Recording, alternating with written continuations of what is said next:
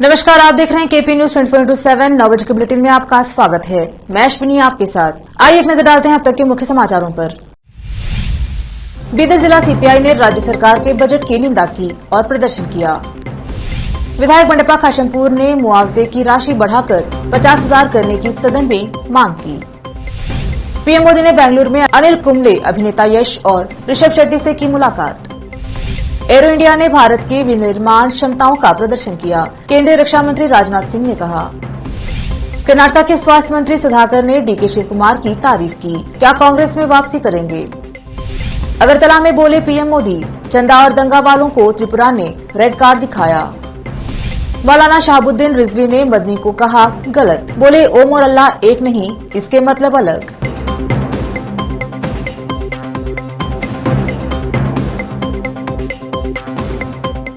समाचारों का सिलसिला शुरू करते हुए देखते हैं समाचार विस्तार से। पहले समाचार स्थानीय।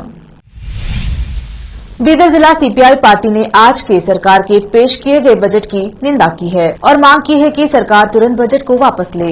इस अवसर पर सीपीआई ने यह भी मांग की है कि अडानी के देश छोड़ने की संभावना है, इसलिए सरकार उनका पासपोर्ट जब्त कर ले। आज सीपीआई जिलाधिकारी कार्यालय के सम्मुख धरना देकर एक ज्ञापन भी सौंपा है। इस अवसर पर सीपीआई के जिला कार्यदर्शी आली हमाद खान सहित अन्य पार्टी के नेता उपस्थित रहे। कैमरामैन संतोष का कवरेज। सरकार ने जो बजट पेश किया है, ये बजट किसानों, मजदूरों और जो माइनॉरिटीज़ हैं, SC ST हैं और उनके लिए, ख़ास करके तलबा और तालिबात के लिए और नरेगा स्कीम के लिए, हर वो चीज़ के लिए, गरीब तबके के लिए ये बजट मौजू नहीं है और ये बजट का हम विरोध करते हैं और सरकार से अपील करते हैं फौरी तौर पर ये बजट वापस लें और अवाम के हित में बजट पेश करें। सरकार अवाम के फ़ायदे के लिए बजट पेश करने के बजाय ये सरकार जो है ना उद्योगपतियों को फ़ायदा पहुंचाने का बजट पेश कर रही है। और हिडनबर्ग की रिपोर्ट आने के बाद जो हालात नज़र आ रहे हैं, अडानी के देश छोड़कर जाने के जो आसार नज़र आ रहे हैं, इसके लिए हम हुकूमत से अपील करते हैं, राष्ट्रपति को मेमोरेंडम दे रहे हैं कि फौरी तौर पर अडानी का पासपोर्ट जब्त कर लिया जाए और अडानी पर जांच बिठाई जाए और जांच के बाद हो सके तो फौरी तौर पर इनकी गिरफ्तारी कर ली जाए, क्योंकि कई उद्योगपति कई हज़ार करोड़ रुपए देश से लेकर भाग चुके हैं। अब फिर एक मौका हमें देना नहीं चाहिए, इसलिए हम सरकार से अपील कर रहे हैं कि फौरी उनका पासपोर्ट जब्त कर लिया जाए और उन्हें उनके ऊपर जांच बिठाई जाए। Ali Ahmad Khan, district secretary, Communist Party of India.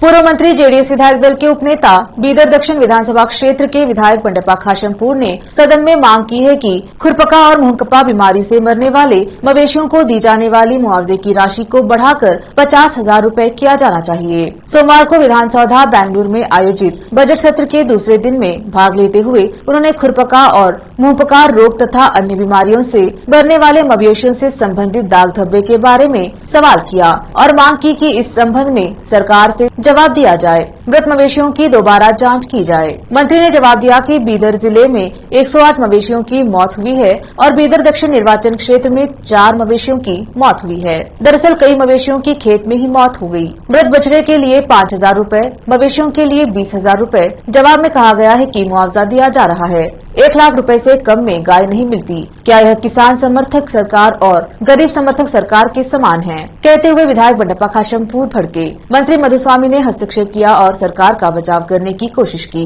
सरकार द्वारा दी जाने वाली मुआवजे की राशि को बढ़ाकर कम से कम 50,000 रूपए किया जाए। विधायक बंडप्पा खाशमपुर ने जोर देकर कहा कि मौजूदा मुआवजा उचित नहीं है। विशेष संवाददाता की रिपोर्ट। सम्मान्य अध्यक्षरे, तमगे ಗೊತ್ತಿದೆ ಬೆಳಗಾವಿ ಅಧಿವೇಶನದಲ್ಲಿ ಈ ಸಬ್ಜೆಕ್ಟ್ ಬಹಳ ಸೀರಿಯಸ್ ಆಗಿ ಎಲ್ಲ ಶಾಸಕರು ಚರ್ಚೆ ಮಾಡಿದ್ದಾರೆ। ರಾಜ್ಯದಲ್ಲಿ ಚರ್ಮಗಂಟು ರೋಗದಿಂದ ಏನು ಜಾನುವಾರುಗಳು ಸತ್ತಿದವ ಅಷ್ಟೇ ಅಲ್ಲ, ಬಹಳಷ್ಟು ಜಾನುವಾರುಗಳು ಅಫೆಕ್ಟ್ ಆಗಿ ಇವತ್ತ ನಮ್ಮ ಬೀದರ್ ಜಿಲ್ಲೆನೇ ತಗೊಂಡ್ರೆ ಸುಮಾರು 2 ಲಕ್ಷ ಚಿಲ್ಲರೆ ಪಾಪ್ಯುಲೇಷನ್ ಇದೆ। ಅದರಲ್ಲಿ 108 ಜಾನುವಾರುಗಳು ಸತ್ತಿದಾವ। ನನ್ನ ಕಾನ್ಸ್ಟಿಟ್ಯೂನ್ಸಿಯಲ್ಲಿ ಕೇಳಿದರೆ ಅವ್ರು 4 ಸತ್ತಿದಾವ ಅಂತೇಳಿ ಕೊಟ್ಟಿದ್ದಾರೆ. ಅಷ್ಟೇ ಅಲ್ಲ ಅಧ್ಯಕ್ಷರೇ, ಈ ಒಂದು ಚರ್ಮಗಂಟು ರೋಗ ಬಂದಾಗ ಹಾಲು ಕಂಪ್ಲೀಟ್ ಡ್ರಾಪ್ ಆಗಿಬಿಡ್ತಾವ. ಆಮೇಲೆ ಅವು ಏನೋ ಯಾವ ರೀತಿಯಿಂದ ಮಿನಿಮಮ್ 2 ತಿಂಗಳು ಏನದಲ್ಲ ಟ್ರೀಟ್ಮೆಂಟ್ ಆಯ್ತದ ಅದ್ರದ್ದು. बीदर जिले में विकलांग लोगों के लिए एक घर बनाया जाए। विकलांग व्यक्तियों के लिए सीटें बढ़ाकर 3000 की जानी चाहिए। विकलांग व्यक्तियों और वरिष्ठ नागरिकों के अधिकारिता विभाग में विकलांग व्यक्तियों के लिए सूचना केंद्रों में विकलांग व्यक्तियों को नियुक्त किया जाना चाहिए। विभिन्न विभागों के दिव्यांगों को स्वरोजगार करने में मदद के लिए 5% अनुदान दिया जाए। नगर परिषद, नगर पालिका और नगर पंचायतों में 5% अनुदान का उपयोग पुतापाटा में छोटी दुकानों और स्वरोजगार के निर्माण और विकलांगों के लिए बैकलॉग पदों को भरने के लिए किया जाना चाहिए। दिव्यांगजनों के सर्वांगीण विकास के लिए स्वावलंबी जीवन जीने के लिए स्वरोजगार को सहयोग देने के लिए विधायक व सांसद का 5% अनुदान तथा MLC का अनुदान दिया जाए। विकलांग लोग घर बनाने के लिए संघर्ष कर रहे हैं। इसके साथ अन्य मांगों को लेकर इस अवसर पर विकलांगों के कल्याण के लिए कर्नाटक राज्य समिति के राज्याध्यक्ष राजप्पा पत्रापल्ली, राज्य महासचिव B शिव कुमार, मानद अध्यक्ष राजकुमार, MD शकीर, साईनाथ मैलूर, विठल कलगे MD, अहमद पाशा और प्रभु कुटबाड़ा वहां थे। कैमरामैन कृष्णा का कवरेज। अपांग के यूनियन तरफ से माननीय मुख्यमंत्री बसवराज बोम्मई जी से गुजारिश करते हैं, बीदर जिले से हम कई बार धरना करे, स्ट्राइक करे, आपको मेमोरेंडम दिए, आज तक हमारा बीदर जिले के हैंडीकैप का प्रॉब्लम कोई हल नहीं हुआ। अब ये आज के एक दिन सांकेतिक धरने से अब अगले बजट में हैंडीकैप लोगों को 800 और 1400 मासासन दे रहे हैं। इससे कुछ फैमिली नहीं चला रहा है। और गए दूसरा राज्य में आंध्रा, महाराष्ट्र, तेलंगाना में हैंडीकैप लोगों को 3000 दे रहे हैं, लेकिन हमारा कर्नाटक में 800 1400 दे रहे हैं। वो इसलिए हम हैंडीकैप लोगों को सरी समा 3000 देना बल्कि हमारा मांगे है। और बीदर जिले में विकलांग का भवन निर्माण करना। बीदर जिले हैंडीकैप ऑफिस में माहिती केंद्र है, उसमें जो पैसा देता है उसको अपॉइंट ले रहा है, हैंडीकैप ग्रेजुएट है। अब समाचार राज्य की। प्रधानमंत्री नरेंद्र मोदी ने कर्नाटक में फिल्म, खेल और सोशल मीडिया के प्रभावशाली लोगों की एक समूह के साथ मुलाकात की। उल्लेखनीय उपस्थित लोगों में पूर्व भारतीय क्रिकेट कप्तान अनिल कुंबले, अभिनेता यश और ऋषभ शेट्टी और सोशल मीडिया प्रभावकर श्रद्धा और दिवंगत शामिल थे। अभिनेता पुनीत राजकुमार की पत्नी अश्विनी राजकुमार। इस मुलाकात को सोशल मीडिया पर व्यापक रूप से साझा किया गया, जिसमें श्रद्धा ने मंच पर प्रधानमंत्री के साथ अपनी बातचीत का विवरण दिया। मुलाकात के दौरान पीएम मोदी ने फिल्म उद्योग और कर्नाटक की संस्कृति के बारे में बात की। उन्होंने सांस्कृतिक पहचान में योगदान के लिए और फिल्मों में महिला पात्रों को अधिक महत्व देने के लिए दक्षिणी सिनेमा की प्रशंसा की। एशिया के सबसे बड़े एरो शो एरो इंडिया 2023 की 14वें संस्करण का उद्घाटन सोमवार को प्रधानमंत्री नरेंद्र मोदी ने किया। 5 दिनों तक चलने वाले इस एयर शो और प्रदर्शनी में the runway to a billion opportunities की थीम पर एरोस्पेस और रक्षा क्षमताओं में भारत की वृद्धि को प्रदर्शित किया जाएगा। बेंगलुरु में कर्टेन रेजर प्रेस कॉन्फ्रेंस को संबोधित करते हुए रक्षा मंत्री राजनाथ सिंह ने कहा कि एरो इंडिया देश के विनिर्माण क्षमता और आत्मनिर्भरता की दिशा में हुई प्रगति को प्रदर्शित करेगा। यह घटना एरोस्पेस और विमानन क्षेत्र के विकास में महत्वपूर्ण योगदान देगी। चुनावी वर्ष में राज्य में भाजपा के लिए शर्मिंदगी का कारण क्या हो सकता है? स्वास्थ्य और परिवार कल्याण मंत्री डॉक्टर के सुधाकर ने कनकपुरा में इन्फोसिस फाउंडेशन द्वारा वित्त पोषित एक अस्पताल के उद्घाटन के अवसर पर केपीसीसी प्रमुख डीके शिव कुमार की प्रशंसा की। 2019 में भाजपा में शामिल होने वाले पूर्व कांग्रेस नेता सुधाकर द्वारा कांग्रेस प्रशासन किए जाने के कुछ दिनों बाद कोरटागेरे में कांग्रेस के एक अन्य नेता और पूर्व डिप्टी सीएम डॉक्टर जी परमेश्वर की प्रशंसा की गई। सुधाकर ने कहा, मैं डीके शिव कुमार और उसके जीत के अंतर को करीब से देख रहा हूं, जो हर चुनाव के साथ बढ़ रहा है। उन्होंने शिव कुमार के ग्रामीण विकास में क्रांति ला दी है। उन्होंने मनरेगा के कार्यों का उपयोग तब किया था जब अतीत में कठोर नियम नहीं थे। मैं एक स्वस्थ लोकतंत्र में विश्वास करता हूं, जहां सत्तारूढ़ दल को विपक्ष की रचनात्मक आलोचना को सकारात्मक तरीके से लेना चाहिए।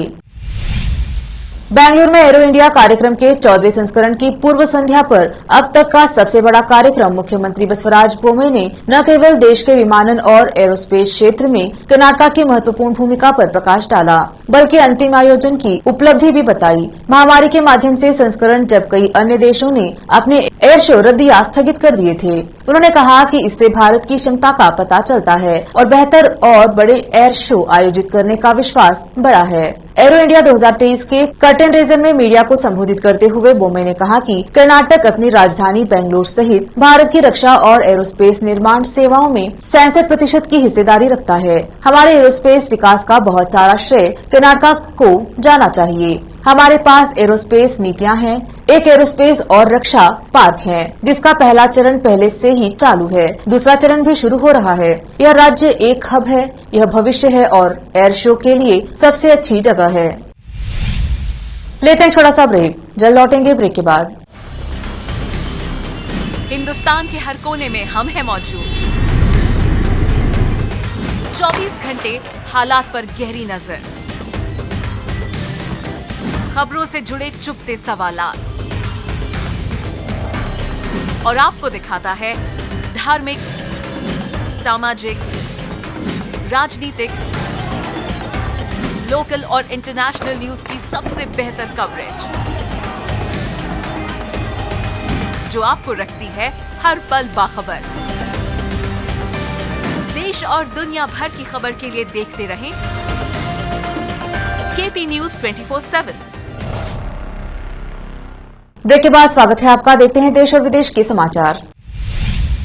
प्रधानमंत्री नरेंद्र मोदी त्रिपुरा में हैं और अगरतला में चुनावी रैली को संबोधित कर रहे हैं। प्रधानमंत्री मोदी पिछले 2 दिन में दूसरी बार त्रिपुरा में हैं। अगरतला के स्वामी विवेकानंद मैदान में भारी जनसैलाब उमड़ा हुआ है। इस दौरान विशाल रैली को संबोधित करते हुए उन्होंने कहा कि आज त्रिपुरा विकास की पटरी पर लौट आया है। पीएम ने कहा कि हमने त्रिपुरा में शांति और कानून का शासन स्थापित किया। यह इस बात से स्पष्ट है कि चुनाव प्रचार के दौरान सभी पार्टियों के झंडे दिखाई देते हैं। पहले के समय के विपरीत जब एक ही पार्टी हुआ करती थी। त्रिपुरा के लोगों ने रेड सिग्नल हटाकर डबल इंजन सरकार चुनी है। त्रिपुरा में चुनाव प्रचार खत्म होने में अब 25 घंटे से भी कम का समय बचा हुआ है। कल शाम 5 बजे चुनाव प्रचार खत्म होने से पहले बीजेपी ने त्रिपुरा में अपनी पूरी ताकत झोंक दी है। प्रधानमंत्री ने इस रैली को संबोधित करते हुए कहा कि आज भाजपा के पक्ष में माहौल इसीलिए है क्योंकि त्रिपुरा के लोगों को विकास आंखों के सामने दिख रहा है। त्रिपुरा में आज कोई ऐसा परिवार नहीं है जिसकी भाजपा सरकार ने आगे बढ़कर सेवा न की हो। त्रिपुरा के युवाओं, माता बहनों ने चंदा की कंपनी वालों को फिर से रेड कार्ड दिखा दिया है। त्रिपुरा के लोगों ने ऐलान कर दिया है उन्हें सबका साथ सबका विकास वाली सरकार चाहिए। ऑल इंडिया मुस्लिम जमात के अध्यक्ष मौलाना शहाबुद्दीन रिजवी ने कहा है कि ओम और अल्लाह को एक बताना गलत है। खबरों के मुताबिक मौलाना ने एक बयान में कहा कि भारत में इस्लाम अन्य धर्मों की अपेक्षा नया धर्म है, जबकि हिंदू, बौद्ध और जैन धर्म भारत में काफी पुराने समय से हैं। उन्होंने कहा कि इस्लाम को हिंदू धर्म से जोड़ना तथ्यात्मक और ऐतिहासिक रूप से गलत है। भारत में इस्लाम का प्रसार मुगल शासन का प्रसार था और इसके लिए मुख्य रूप से सूफी जिम्मेदार थे। अजमेर में ख्वाजा निजामुद्दीन चिश्ती, उत्तर प्रदेश में बहराइच से मसूद गाजी और बांग्लादेश में मौलाना नक्शबंदी ने इस्लाम के प्रसार में मदद की। मौलवी ने आगे कहा कि अल्लाह और ओम दोनों अलग अलग शब्द हैं और दोनों के अर्थ अलग हैं। मौलवी ने समझाया कि ओम 3 अक्षरों से बना है जो ब्रह्मा, विष्णु और महेश को संदर्भित करता है। वही अल्लाह एक ऐसी इकाई को संदर्भित करता है जो पवित्र और शुद्ध है और जिसका कोई माबूद नहीं है।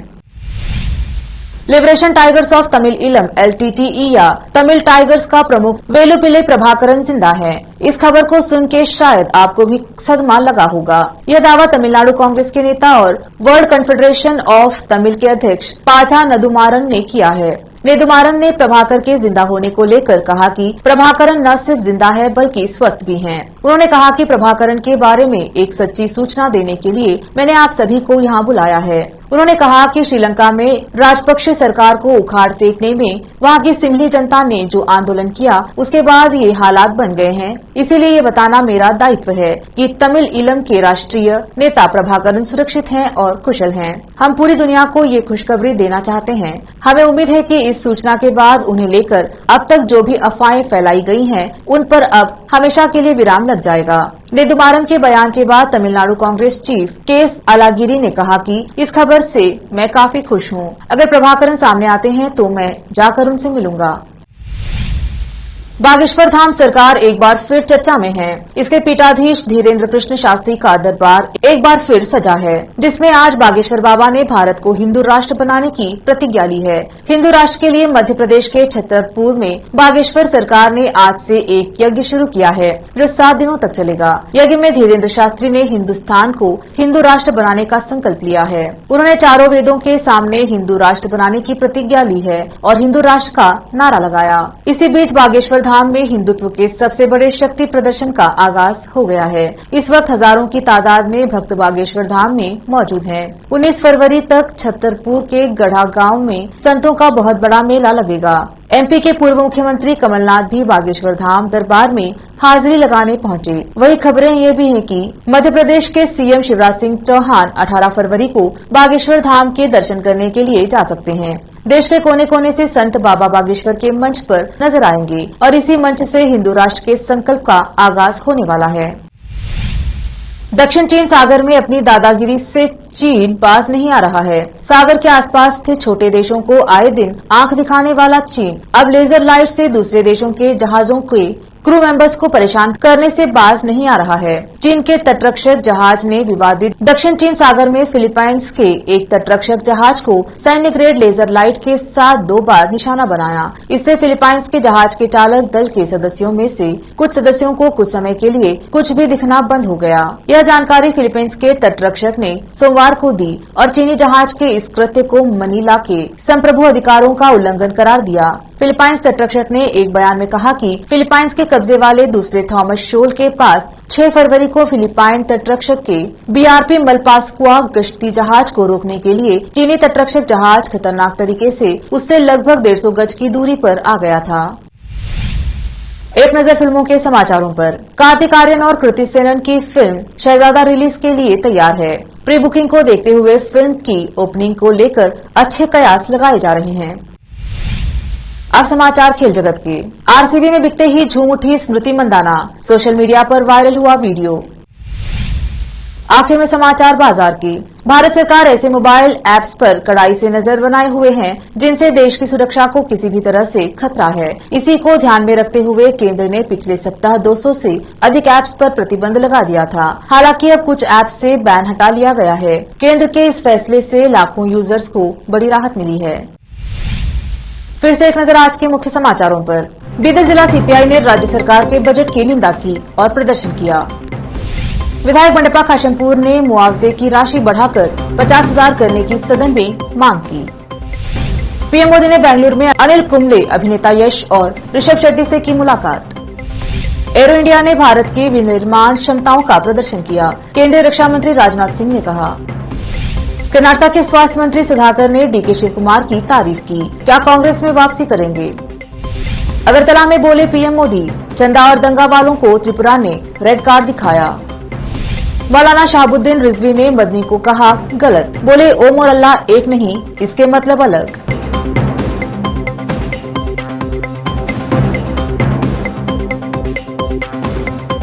केपी न्यूज के 9 बजे के बुलेटिन में आज इतना ही। देखते रहिए केपी न्यूज 24/7। धन्यवाद।